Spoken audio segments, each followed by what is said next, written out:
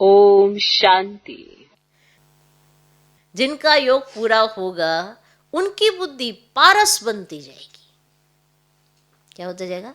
पारस बनती जाएगी। माने इतनी रिफाइन, इतनी क्लीन और क्लियर, हर बात स्पष्ट।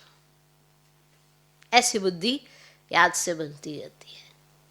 जितना बाप की याद में रहते हैं, जितना योग लगाते हैं, याद माने योग, कईयों को योग समझ आता है, कईयों को याद समझ आती है, लेकिन अर्थ दोनों का एक ही है। तो जितना जास्ती याद उतना बुद्धि रिफाइन। इसलिए कई कहते हैं ना कि अरे हमें ना सही समय पर पॉइंट याद नहीं आता, क्योंकि इसी बुद्धि के अंदर व्यर्थ बहुत घुसा हुआ है। तो पॉइंट कहाँ से याद आएगा? और समय बीत जाता है तो पॉइंट याद आता है, अरे ये तो बाबा ने बड़ा अच्छा तीक्ष्ण पॉइंट दिया था इस चीज से बाहर निकलने का। तो वो बाद में याद आता है, समय जब निकल जाता है।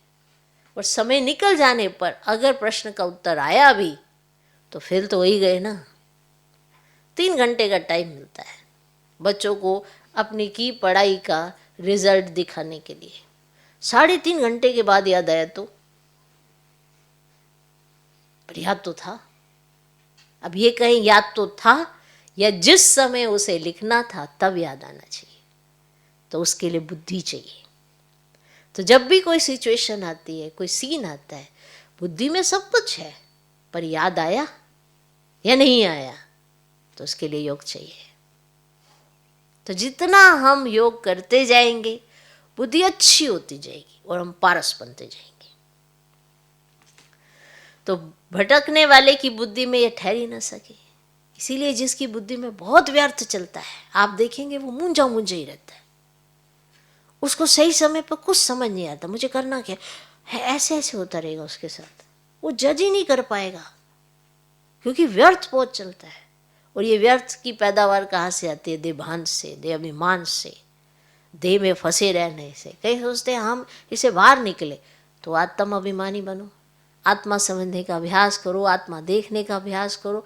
बड़ी सारी चीज़ें ऐसे कनेक्टेड हैं। कई बार हमें लगता है नहीं हम तो कर रहे हैं, पर क्या कर रहे हैं? देह अभिमान तो जा नहीं रहा। और देह अभिमान नहीं जा रहा तो बुद्धि से व्यर्थ कैसे गायब होगा? और बुद्धि से व्यर्थ गायब नहीं होगा तो योग कैसे लगेगा? और जज नहीं कर पाएंगे, परख नहीं पाएंगे तो सफलता हाथ नहीं लगेगी। और अगर बार बार सफलता हाथ नहीं लगी तो अपने आप से विश्वास खो जाता है। चाहे दुनिया को भी देखो, अगर सफलता नहीं मिली तो आत्मविश्वास चला जाता है। और जब आत्मविश्वास चला जाता है तो वो कुछ कर ही नहीं पाता है। दुनिया भी कहती है ना कॉन्फिडेंस चाहिए, कॉन्फिडेंस। उसका अर्थ क्या होता है? आत्मविश्वास। शरीर विश्वास तो नहीं होता ही, इसे आत्मविश्वास कहा जाता है। तो बाबा तो हमको इतनी अच्छी बुद्धि दे रहा है, इतनी अच्छी बुद्धि दे रहा है, उसमें इतना ज्ञान दे रहा है, तो बुद्धि में ज्ञान ही रहना चाहिए ना, व्यर्थ क्यों? तो जब जब ज़्यादा व्यर्थ चले समझ जाना देह भान में बहुत ज़्यादा है, तो वापिस आना, आत्माभिमानी स्थिति बनाना, प्रैक्टिस करना। बिना प्रैक्टिस के कुछ नहीं होता।